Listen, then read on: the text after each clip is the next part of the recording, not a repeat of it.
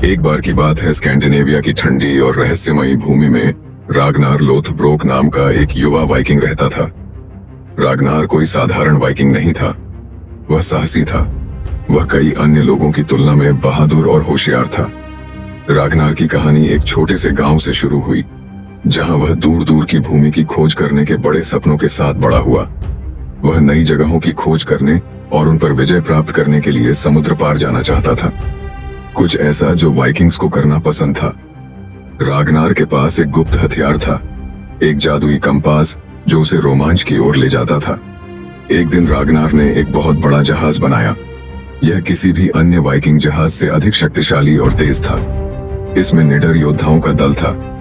उसने अज्ञात में यात्रा की। समुद्र में गर्जना और गरजना हो रही थी, लेकिन रागनार का जहाज तेज तलवार की तरह लहरों को चीरता हुआ निकल गया। रागनार का पहला बड़ा रोमांच उसे इंग्लैंड नामक स्थान पर ले गया। जब वे वहां पहुंचे तो कोई भी वाइकिंग वहां पहले कभी नहीं गया था। भूमि समृद्ध और खजानों से भरी थी।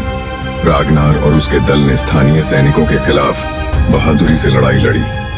ढालों की टक्कर और तलवारों की चमक के साथ सूर्य के नीचे उन्होंने कई लड़ाइयां जीती और ढेर सारा सोना लूटा और ज्वेल वापस अपने जहाज पर ले आए। लेकिन रागनार सिर्फ ट्रेजर में लड़ने के बारे में नहीं था, वह उत्सुक था और इंग्लैंड में मिले लोगों के बारे में जानना चाहता था।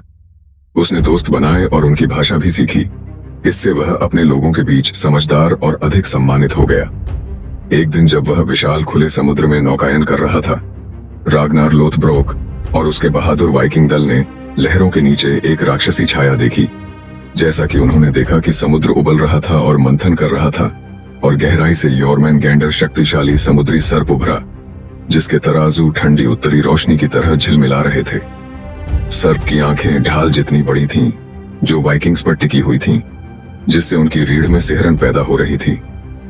रागनार हमेशा की तरह निडर खड़ा था।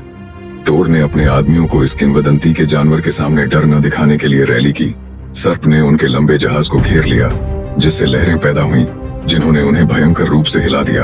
लेकिन रागनार के साहस ने उसके दल को प्रेरित किया और साथ में उन्होंने जेमैनगैंडा का सामना किया, जो आगे आने वाली किसी भी चीज के लिए तैयार था।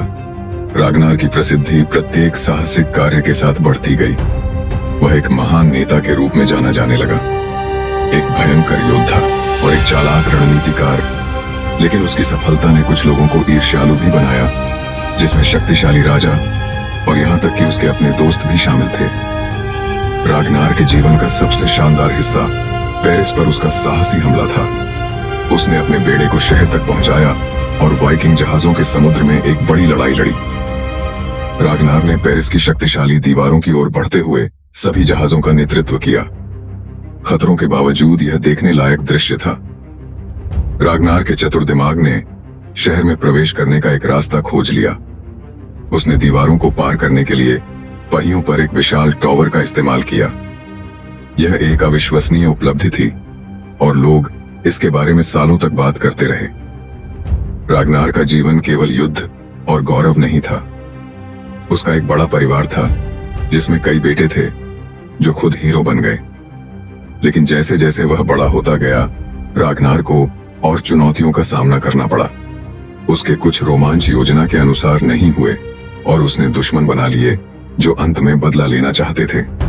रागनार की यात्रा एक ऐसे तरीके से समाप्त हुई जो दुखद और वीरतापूर्ण दोनों थी। उत्तरी उम्ब्रिया के राजा एला ने उसे पकड़ लिया, सांपों के गड्ढे में फेंक दिया गया। लेकिन अपने आखिरी क्षणों में भी रागनार ने कोई डर नहीं दिखाया। उसने अपने भाग्य का बहादुरी से सामना किया और अपने रोमांच और अपने परिवार के गीत गाए, जिसे वह प्यार करता था।